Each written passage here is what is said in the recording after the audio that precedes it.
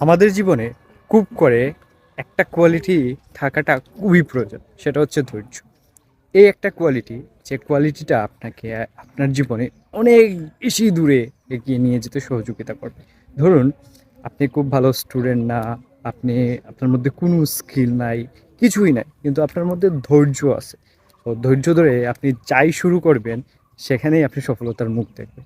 কিন্তু আপনি অনেক ভালো স্টুডেন্ট, আপনার অনেক স্কিল আছে, কিন্তু আপনি মনে করেন আপনার মধ্যে ধৈর্য নাই, এনাফ ধৈর্য নাই। তখন ধৈর্যের অভাবে আপনি আপনার সবগুলা স্কিলকে কোনোভাবেই ইউটিলাইজ করতে পারবেন না এবং ওখান থেকে বেটার কিছু নিয়ে আসতে পারবেন না। সুতরাং জীবনে সফল হতে গেলে, জীবনে ভালো কিছু করতে চাইলে অবশ্যই এই ধৈর্য, এই কোয়ালিটিটা আমাদেরকে অ্যাচিভ করতে হবে এবং নিজের মধ্যে ওইটা আহ, লালন করতে হবে। আদারওয়াইজ আমাদের কোনো কোয়ালিটিই তখন আমাদের জীবনে কাজে লাগবে না।